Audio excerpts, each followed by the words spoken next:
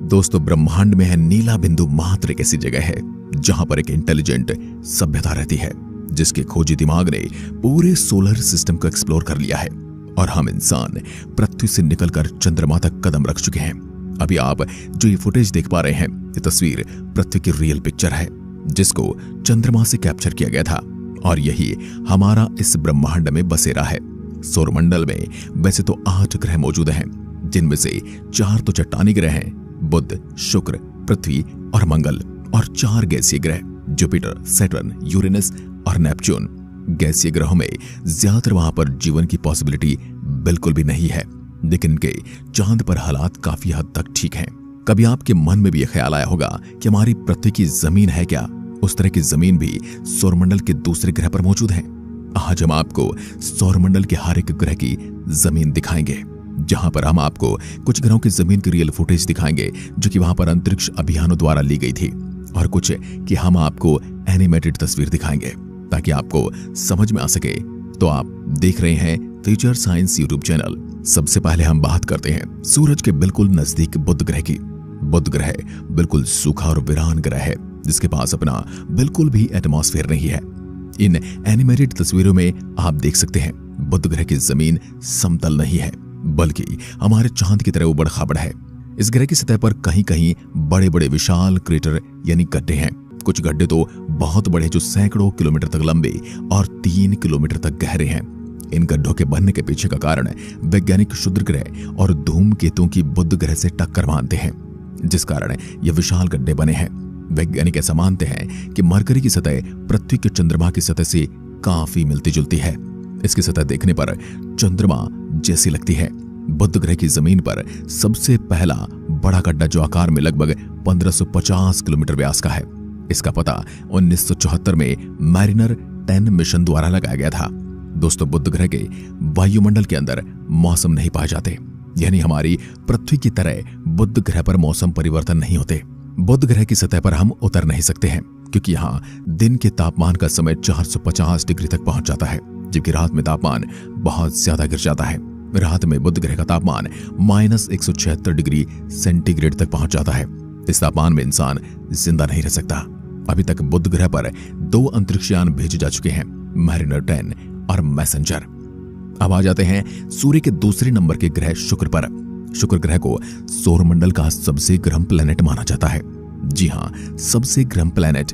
यह बुध से भी ज्यादा गर्म है, क्योंकि बुध ग्रह के पास अपना एटमॉस्फेयर न होने की वजह से इसकी सतह पर गर्मी रुक नहीं पाती है। लेकिन शुक्र ग्रह का वायुमंडल कई किलोमीटर मोटी सल्फ्यूरिक एसिड के बादलों की परतों से ढका हुआ है। यह खतरनाक सल्फ्यूरिक एसिड के बादलों की वजह से शुक्र ग्रह की सतह दिखाई नहीं देती। शुक्र ग्रह के वातावरण में 96% कार्बन डाइऑक्साइड मौजूद है, जो ग्रीन हाउस गैस प्रभाव पैदा करती है। शुक्र ग्रह के घने एटमॉस्फेयर की वजह से सूर्य की गर्मी बाहर नहीं जा पाती है और यहीं से सौरमंडल का सबसे गर्म प्लेनेट बनाती है। इस सतह का तापमान 475 डिग्री सेंटीग्रेड है। शुक्र ग्रह सौरमंडल के स्थलीय ग्रहों में गिना जाता है, यानी आसान शब्दों में कहें तो शुक्र ग्रह पृथ्वी की तरह एक चट्टानी पिंड है। अगर आप शुक्र ग्रह की सतह यानी कि जमीन पर जाएंगे तो आपको इस ग्रह की सतह पर कई भयानक ज्वालामुखी नजर आएंगे।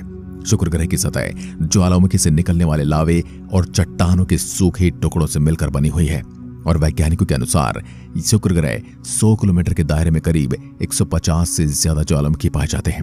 इस ग्रह की जमीन एकदम शांत पड़ी है। अगर कोई हलचल होती है तो सक्रिय ज्वालामुखी से ही होती है। बेसॉन से बनी इस धरातलीय संरचना का 65% हिस्सा इन्हीं ज्वालामुखी के लावों से बना है। वैज्ञानिकों की माने तो शुक्र ग्रह की जमीन पर करीब 1 लाख से भी ज्यादा ज्वालामुखियों की मौजूदगी हो सकती है। शुक्र ग्रह पर मौजूद ज्वालामुखी ऐसे हैं जिनमें विस्फोट नहीं होते और लावा द्रव्य बाहर आता रहता है। शुक्र ग्रह पर हवा का दबाव पृथ्वी के 92 गुना अधिक है। शुक्र ग्रह पर चलना ठीक वैसा ही है जैसे पृथ्वी के किसी महासागर के 1 किलोमीटर नीचे चलना। शुक्र ग्रह की सतह बहुत ही गर्म होने के कारण कोई भी अंतरिक्षयान इस प्लेनेट पर ज्यादा देर नहीं टिक पाता है और जलकर पिघल जाता है। शुक्र ग्रह के घने बादलों के नीचे खतरनाक ज्वालामुखी से भरा हुआ एक नरक है। आज कोई भी इंसान शुक्र ग्रह पर नहीं जाना चाहता, क्योंकि शुक्र ग्रह पर इतने हाई टेम्परेचर में कोई भी इंसान जिंदा ही नहीं रह सकता। इस ग्रह पर आज की टेक्नोलॉजी से बना कोई भी अंतरिक्षयान ज्यादा देर तक नहीं टिक पाता है। शुक्र ग्रह की जमीन की रियल फोटो भी देख सकते हैं जो नासा के प्रोब द्वारा ली गई है। तीसरा ग्रह पृथ्वी, जिसकी जमीन तो आप रोज देखते हैं, तो हम सफर में सीधा आगे पृथ्वी के चांद पर चलते हैं। चांद से पृथ्वी को देखने पर कुछ इस तरह से नजर आती है। मून और अर्थ के बीच का डिस्टेंस 3,84,403 किलोमीटर है। चांद के पास अपना कोई वायुमंडल नहीं। चंद्रमा की जमीन काफी उबड़ खाबड़ है और उसकी सतह पर क्रेटरों की संख्या काफी ज्यादा है। कुछ इस तरह से दिखती है चांद की जमीन, जो अभी तक तस्वीरों में देख सकते हैं। अब हम अगली मंजिल मंगल ग्रह पर चलते हैं। मंगल सूर्य से चौथे नंबर का प्लेनेट है। मंगल भी हमारी पृथ्वी की तरह एक स्थलीय धरातल वाला ग्रह है। मंगल ग्रह की भौगोलिक विशेषता काफी हद तक हमारी पृथ्वी के समान है। मंगल ग्रह का वायुमंडल पृथ्वी की तुलना में काफी ज्यादा विरल है और धूल से भरा हुआ है। मंगल ग्रह की जमीन दिखने में लाल नजर आती है। जब हम मंगल ग्रह की जमीन पर खड़े होकर देखते हैं तो हमें हमारे चंद्रमा के गर्त और पृथ्वी के ज्वालामुखी घाटियों, रेगिस्तान और बर्फीली चोटियों की तस्वीर मन में आती है। मंगल ग्रह की जमीन में बहुत ही ज्यादा अवस्था में आयरन सहित खनिज पाए जाते हैं।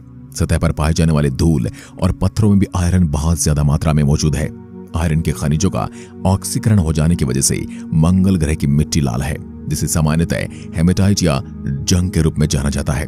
मंगल ग्रह की जमीन को देखने पर हमें काफी पुरानी लगती है।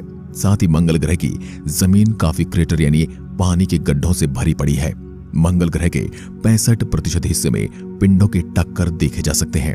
अभी जो आप मोबाइल स्क्रीन पर यह तस्वीर देख रहे हैं, ये मंगल ग्रह की जमीन की रियल तस्वीर है। मंगल ग्रह पर ठंडा और पतला वायुमंडल होने की वजह से पानी लिक्विड फॉर्म में ज्यादा देर स्थिर नहीं रह पाता है। मंगल ग्रह की जमीन पर हमें कपकपा देने वाली ठंड का भी एहसास होगा। यहाँ पर धूल भरी आंधी की गुबार और आंधी के बवंडर चलते रहते हैं। कभी कभी आंधी के बवंडर बहुत भयानक हो जाते हैं, जो पूरे मंगल ग्रह की सतह को ढक देते हैं। मंगल ग्रह पर पृथ्वी की तुलना में सूर्य से ज्यादा दूर होने के कारण यहाँ का औसत तापमान -50 डिग्री सेल्सियस है। गर्मियों के मौसम में मंगल ग्रह का अधिकतम तापमान 30 डिग्री सेल्सियस के आसपास होता है, जबकि जाड़े में यह घटकर -130 डिग्री सेल्सियस चला जाता है। मंगल ग्रह की जमीन पर आगे बढ़े तो हमें कुछ ऐसी धारियां नजर आती हैं जिन्हें देखकर ऐसा लगता है कि धारियां जल प्रवाह से बनी हैं और वे पत्थर के किनारे और अपने रास्ते में बाधाओं को तोड़कर चलती हैं। ये धारियां एक छोटे से क्षेत्र से शुरू होती हैं और फिर कई सैकड़ों मीटर तक दिखाई देती हैं। दोस्तों, जब हम मंगल ग्रह की जमीन को देखते हैं तो हमें ऐसा प्रतीत होता है कि यहाँ पहले कोई मानव बस्ती रही होगी, जिसका किसी कारणवश विनाश हो गया। मंगल ग्रह पर हम जीवन की संभावनाओं से इनकार नहीं कर सकते। अब हम सीधा एस्टेरॉइड बेल्ट से होते हुए गैस जॉइंट जुपिटर पर चलते हैं। जुपिटर सौरमंडल का सबसे बड़ा ग्रह है। पीले रंग के इस ग्रह को हिंदी में बृहस्पति कहा जाता है। जुपिटर ग्रह एक ऐसा जॉइंट है, यानी कि यह ग्रह गैस से बना हुआ है। आसान शब्दों में कहा जाए तो इसके हमारी पृथ्वी के जैसी कोई ठोस सतह नहीं है। जुपिटर ग्रह का आकार इतना बड़ा है कि इसके अंदर सौरमंडल के सारे ग्रह समा सकते हैं। इस ग्रह के अंदर लगभग 1300 पृथ्वी आराम से समा सकती हैं। जुपिटर प्लैनेट प्राथमिक तौर पर गैस की तरल पदार्थों से बना हुआ है। यह एक चौथाई हीलियम द्रव्य के साथ मुख्य रूप से हाइड्रोजन से बना हुआ है। यह ग्रह एक उग्र अशांत वायुमंडल से ढका हुआ है जो हाइड्रोजन और हीलियम से बना है, और इसमें अमोनिया और मीथेन गैस की भी काफी मात्रा है। यह वायुमंडल हजारों किलोमीटर की गहराई तक फैला हुआ है। जब हम इस ग्रह के नजदीक जाते हैं तो इसके तूफानी बादल हमें नजर आएंगे। उन्हीं की वजह से ये ग्रह दूर से खूबसूरत नजर आता है। इस ग्रह पर दिखने वाले खूबसूरत बादल असल में बेहद ज्यादा खतरनाक और जानलेवा है। बृहस्पति का ऊपरी वातावरण पृथ्वी के वातावरण के जैसा नहीं है, बल्कि घने बादलों से भरा है। इन बादलों का आकार अलग अलग है। यहाँ का वातावरण एक घने धुएं के चैम्बर जैसा है, जो कि वास्तव में बहुत ही अजीब दिखता है। अब अगली मंजिल हमारी शनि ग्रह। विशाल, सबसे विचित्र और अद्भुत वलयाकार दिखाने वाला यह ग्रह बेहद ही रोचक है। शनि ग्रह के ये रिंग जमी हुई बर्फ के छोटे छोटे पार्टिकल और कुछ चट्टानी टुकड़ों से मिलकर बने हुए हैं। दोस्तों, जमी हुई बर्फ सूर्य की किरणों को काफी मात्रा में रिफ्लेक्ट करती है। यही वजह है कि यह वलय हमें चमकीले नजर आते हैं। दोस्तों, शनि ग्रह पर आज तक 4 मिशन भेजे जा चुके हैं। सबसे पहला मिशन हमारा पायनियर 11 था। इसके बाद वॉयेजर 1, वॉयेजर 2 और कैसिनी हॉरिजॉन्स। कैसिनी वो मिशन था जिसके माध्यम से हमने शनि ग्रह का बहुत ही करीब से अध्ययन किया। यह वह पल था जब हम शनि ग्रह को बहुत ही करीब से देख रहे थे। शनि ग्रह एक बहुत ही बड़ा गैस का गोला है जिसमें हाइड्रोजन और हीलियम गैस की अधिकता है। शनि ग्रह का वायुमंडल 96.3% मॉलिक्यूलर हाइड्रोजन और 3.25 हीलियम से बना हुआ है और बाकी का बचा भाग अमोनिया, एसिटिलीन, इथेन, प्रोपेलेन और कुछ मीथेन से मिलकर बना हुआ है। शनि ग्रह का नीरस वायुमंडल सौरमंडल में दूसरा सबसे तेज हवा पैदा करने वाला वायुमंडल है, जिसकी रफ्तार 18 से 2000 किलोमीटर प्रति घंटा होती है। यह ध्रुव पर ध्रुवीय भंवरों को भी देखा जा सकता है। अब हम शनि ग्रह के वायुमंडल के नीचे की ओर जाते हैं और इसकी गर्मी और एटमॉस्फेरिक दबाव बढ़ता जा रहा है। शनि ग्रह की भी कोई जुपिटर की तरह ठोस जमीन नहीं है। यह ग्रह पूरा का पूरा गैस से बना हुआ है, यानी हम इस ग्रह पर लैंड नहीं कर सकते हैं। अब आपको सीधा ले चलते हैं यूरेनस पर, यानी हिंदी में कहें तो अरुण ग्रह। यह दूरी के अनुसार सूर्य से 7वें नंबर का ग्रह है। यूरेनस प्लैनेट भी जुपिटर, सैटर्न और नेपच्यून प्लैनेट की तरह एक गैसीय प्लैनेट है। यूरेनस प्लैनेट के पास कोई ठोस सतह होने के चांस नहीं है। दोस्तों, अभी तक हमने यूरेनस प्लैनेट पर एक ही मिशन भेजा है, जिसका नाम है वॉयेजर 2। अरुण और वरुण ग्रह के एटमॉस्फेयर में जुपिटर और सैटर्न की तुलना में बर्फ अधिक है। पानी की बर्फ के अतिरिक्त इनमें जमी हुई अमोनिया और मीथेन गैस की बर्फ भी मौजूद है। यही वजह है कि कई वैज्ञानिक इसे बर्फीला गैसीय ग्रह भी कहते हैं। यूरेनस प्लैनेट के एटमॉस्फेयर में 83% हाइड्रोजन, 15% हीलियम और 2% मीथेन गैस मौजूद है। सौरमंडल के सभी ग्रहों की तुलना में यूरेनस प्लैनेट का वायुमंडल सबसे ठंडा है। यहाँ का औसत तापमान -224 डिग्री सेंटीग्रेड है। यूरेनस प्लैनेट पर काफी तेज हवाएं चलती हैं। यहाँ के वातावरण में हवाएं 900 किलोमीटर प्रति घंटा की रफ्तार तक पहुंच जाती हैं। इस ग्रह पर वातावरण के मुख्य रूप से हाइड्रोजन, हीलियम और मीथेन गैस है। मीथेन सूर्य से प्राप्त सभी लाल किरणों को अवशोषित कर नीले रंग को दर्शाता है।